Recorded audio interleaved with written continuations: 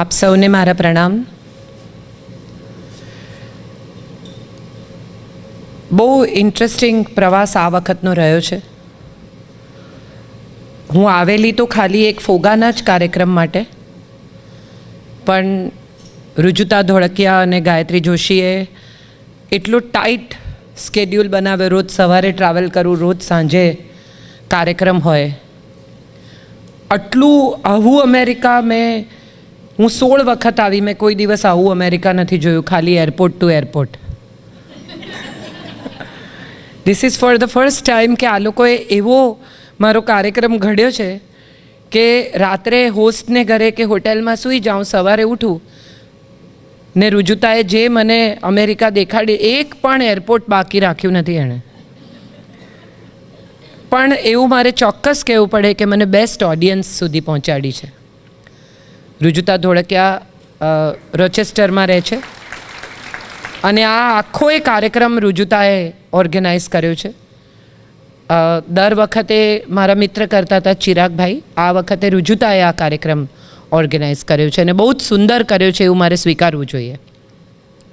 અમિતભાઈએ આજે અહીંયા સેન્ટ લુઇસમાં પહોંચવા માટે અમારી બધી જ મદદ કરી છે. Santoshbhai, Jigneshbhai, everybody. I thank everyone who's made this visit and this program possible. Amitbhai સાથે તો મારે બહુ નાના હતા ત્યારથી દોસ્તી છે, કારણ કે મારાથી બહુ નાના છે, એટલે હું તો મોટી જ હતી જ્યારે એમને મળી ત્યારે. પણ એમના ફાધર અને મારા ફાધર બહુ સારા મિત્રો હતા અને અમિતભાઈએ આ કાર્યક્રમ પોસિબલ કર્યો છે. તો thank you Amitbhai four making this possible. વાત મારે કરવાની છે સંસ્કૃતિ અને સ્માર્ટ લાઈફની. શું છે સંસ્કૃતિ? આપણે બધા એવું માની બેઠા છીએ કે મંદિર જવું, દીવો કરવો, ઇન્ડિયન કપડાં પહેરવા, વેજીટેરિયન ખાવું, ઘરમાં ગુજરાતી બોલવું, આ બધું સંસ્કૃતિને સાચવી લેશે, અથવા આ જ સંસ્કૃતિ છે. આપણે આ જ સંસ્કૃતિ લઈને આવ્યા હતા, આ જ આપણી સંસ્કૃતિ છે.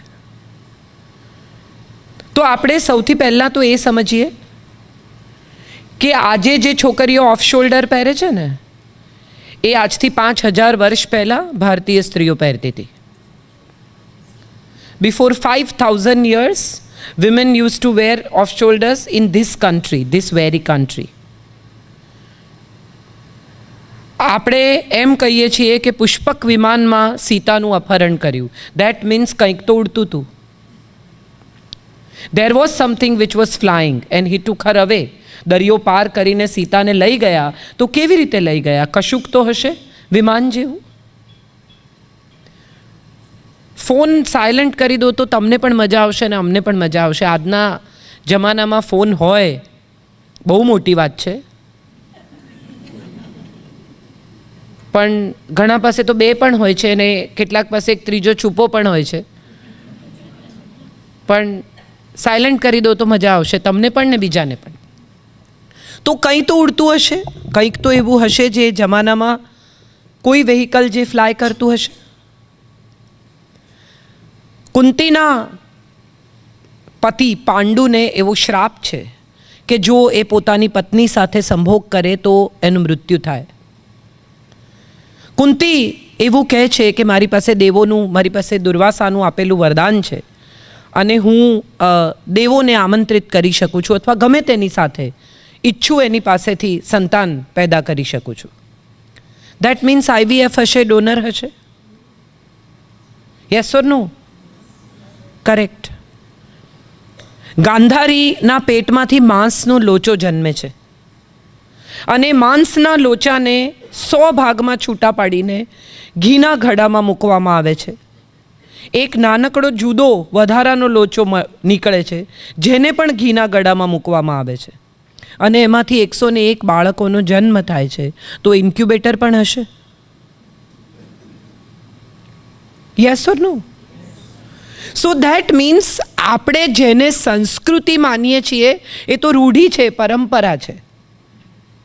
વેજીટેરિયન ખાવું, ઇન્ડિયન કપડાં પહેરવા, મંદિર જવું, હાથ જોડવા, દીવો કરવો, પૂજા કરવી, આ તો રૂઢી છે, પરંપરા છે.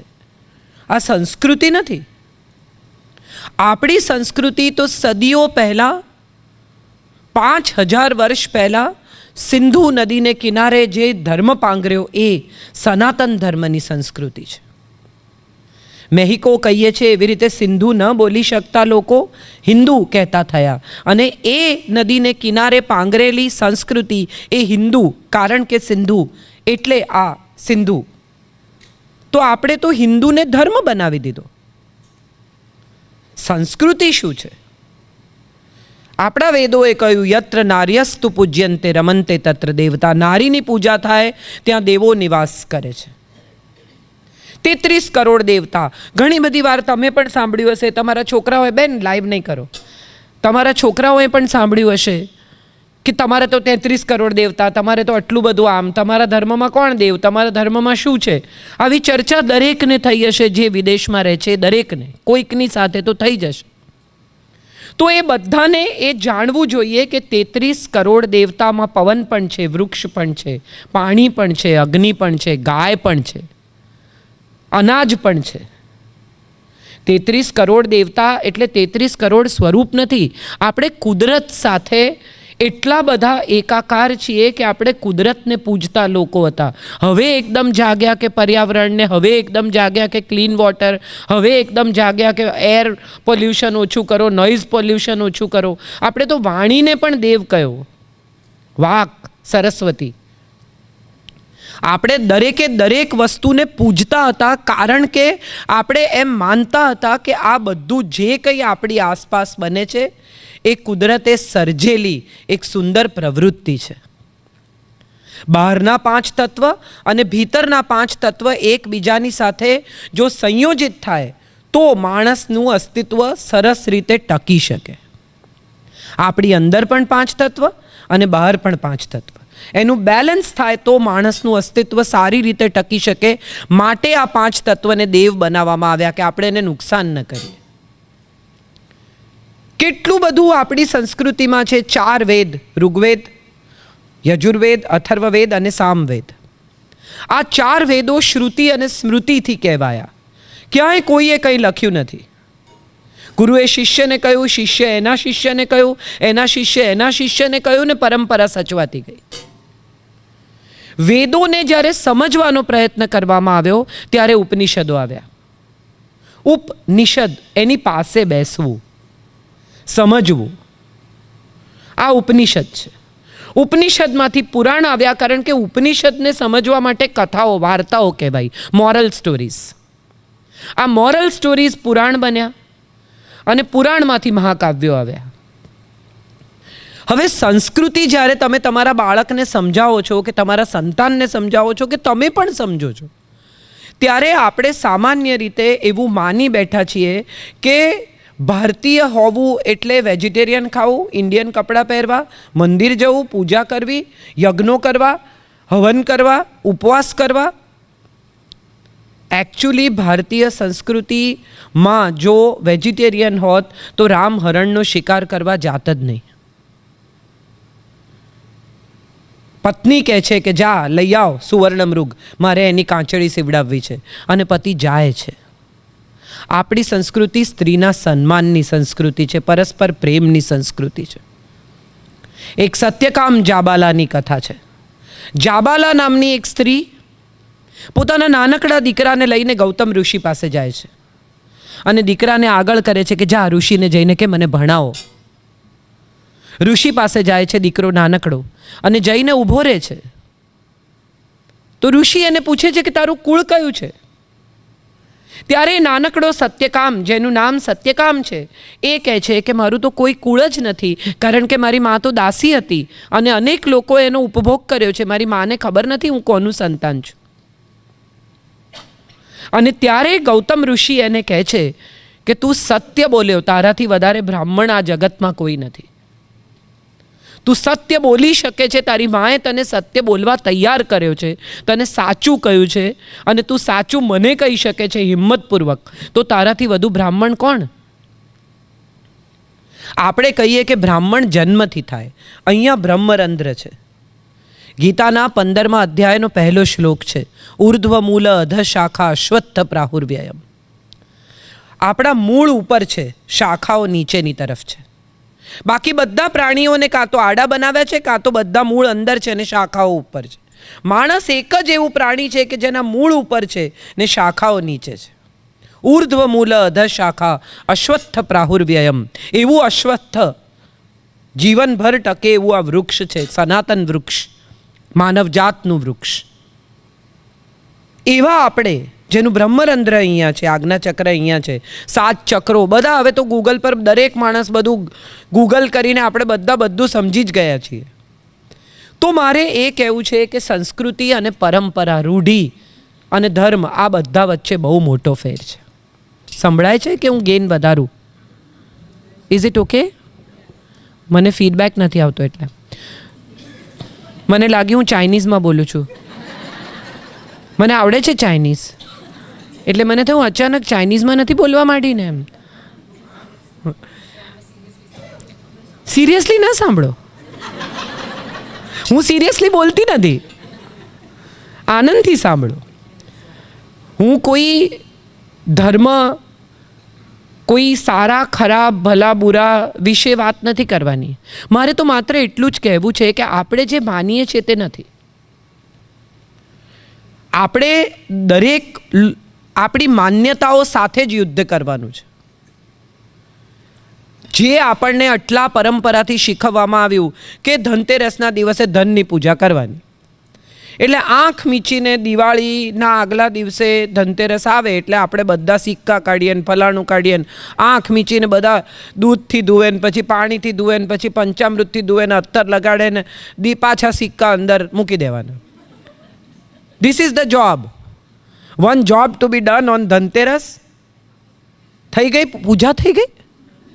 ઓ પૂજા બાકી છે, પણ મુહૂર્ત તો પતી ગયું. શું છે આ મુહૂર્ત? કોઈ દિવસ કોઈએ ચોઘડિયા જોયા છે? કોઈને જોતા આવડે છે? દિવસના ગૂગલમાં પણ આપે છે, દિવસના 8 ચોઘડિયા. જે ચોઘડિયાથી દિવસ શરૂ થયો હોય એ જ ચોઘડિયાથી દિવસ પૂરો થાય. 8 ભાગમાં 24 કલાક વહેંચાય, 12 કલાક, 1.5 કલાકનું એક. અને આ ચોઘડિયા શું છે તો કે સૂર્યના આવર્તન પ્રમાણે છૂટા પાડેલા સમયના કલાકો. લાભ, ચલ, અમૃત.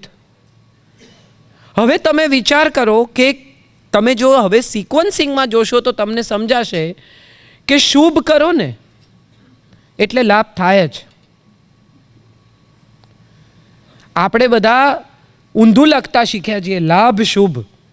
પહેલાં લાભ જુઓ પછી શુભ કરીશું. શુભ પછી લાભ આવે છે, લાભ પછી શુભ નથી આવતું. પછી ચલ. હવે જો શુભ અને લાભમાંથી ચલિત થઈ ગયા તો ઉદ્વેગ. ઉદ્વેગ પછી રોગ, અને રોગ પછી કાળ. નક્કી જ છે, બધું એટલી સુંદર રીતે ગોઠવવામાં આવ્યું છે આપણી સંસ્કૃતિમાં. પણ આપણે એ જાણવા સમજવાની તસદી લીધા વગર માત્ર ચોઘડિયું જોઈ લીધું. અમૃત સારું કહેવાય એટલું કોકે કીધું તું, કોઈ કે આપણને કીધું તું કે અમૃત ચોઘડિયું સારું, એટલે આપણે જોઈ લો ભાઈ 9 થી 6 નું મુહૂર્ત સારું છે, એમાં વચ્ચે જ્યારે તમને ફાવે ત્યારે કરી નાખો. એક સવાલ એ છે કે આપણે બધા જેને સંસ્કૃતિ માનીએ છીએ એ જો સંસ્કૃતિ નથી તો સંસ્કૃતિ શું છે? સંસ્કૃતિ એ છે જે આપણને સંસ્કૃત સભ્ય બનાવે છે. માણસ કપડાં પહેરતા શીખ્યો, ખાતા શીખ્યો, વ્હીલની શોધ કરી.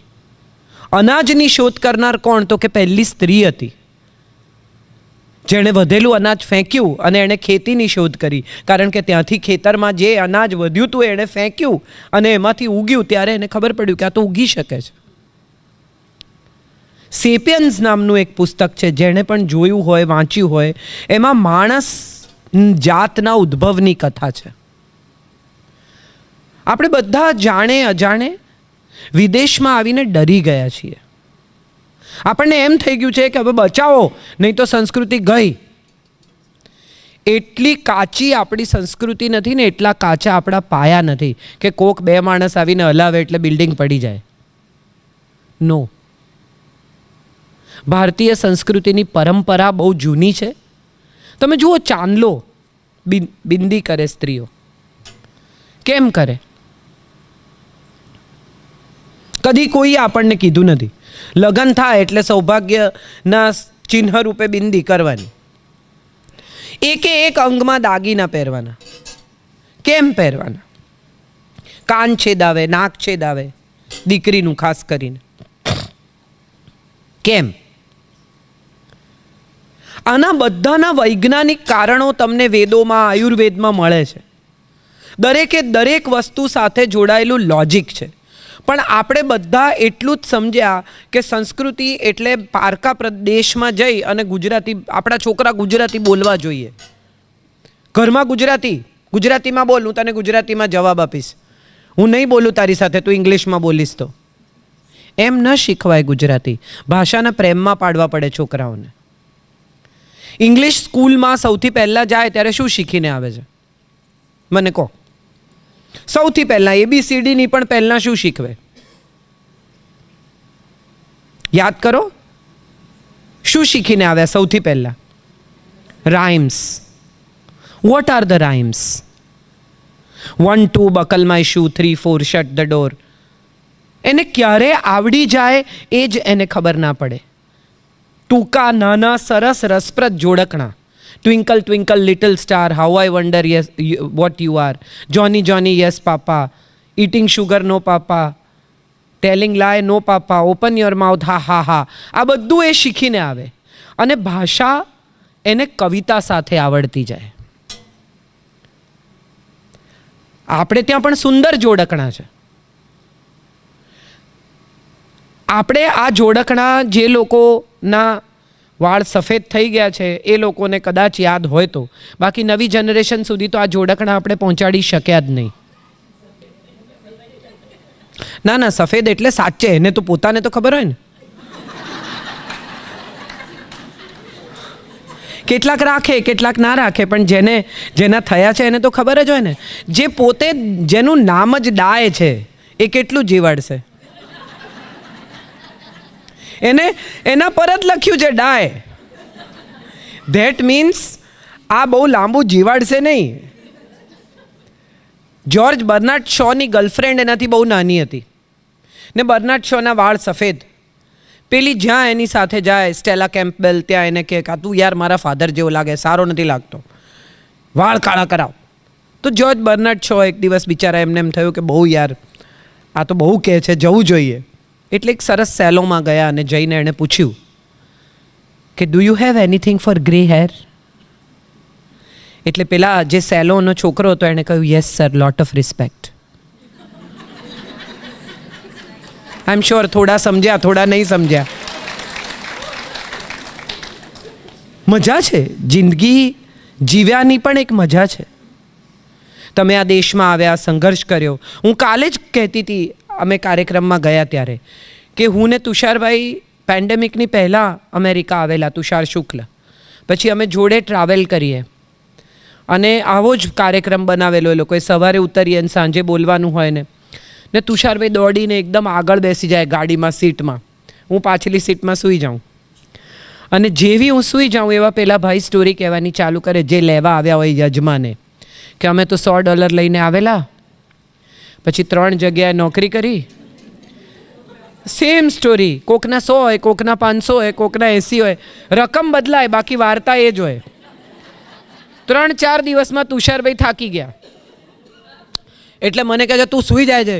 મેં કીધું હું તો સૂઈ જાઉં, હું તો 16મી વાર આવી. મેં તો કેટલી વાર્તાઓ સાંભળી હશે, વિચાર કરો. હવે તમારો વારો. મજા એ છે કે તમને પોતાને ઘેર લઈ જાય હોસ્ટ બહુ પ્રેમથી. આજે મારે ખરેખર કહેવું જોઈએ કે the best part of my hosting today, my lunch was, એમણે મને ઘર ના બતાવ્યું. બાકી તમને ઘર મારે કેમ જોવાનું તમારું ઘર? બારણા ખોલી ખોલીને, બાથરૂમ ખોલી ખોલીને, આ માર્બલ અમે છેક ઇટાલી. અરે પણ આઈ એમ ઓકે. તમે ઇટાલીથી ના પણ મંગાવ્યો હોત તો તમારે જ વાપરવાનો છે. મને કંઈ ફરક નથી પડતો. અહીંયા અમે લોટસનો થીમ બનાવ્યો છે. સારું. મજા એ છે કે આપણે જે કમાયા એમાંથી આપણે સગવડો ખરીદી, અને એ સગવડો ખરીદતા ખરીદતા આપણે એ ભૂલી ગયા કે આપણી પાયાની સંસ્કૃતિ શું હતી. હવે પરિસ્થિતિ એવી છે કે આપણે સગવડ અને સુખની વચ્ચે અટવાયા છીએ. આપણને એમ છે કે સગવડમાંથી સુખ મળશે, પણ સગવડમાંથી સુખ મળતું નથી. હવે ભય પેઠો છે કે ધર્મ સુખ આપશે. હમણાં સિઝન આવશે અમિતભાઈ, મે જૂન મહિનામાં બધા જ ધર્મગુરુઓ આવશે. પધરામણી કરવાના પૈસા, ખાતમુહૂર્ત કરવાના પૈસા, ઓફિસમાં આવવાના પૈસા, દર્શન આપવાના પૈસા, બધા જ પૈસા ભેગા કરશે. અને આપણે પણ એમ માનીને બધાને પૈસા આપીએ છીએ કે એમના આશીર્વાદથી આપણું કંઈ ભલું થઈ જશે. તમે એટલો વિચાર કરો કે સમોસા સાથે લાલ ચટણી ખાવી કે લીલી,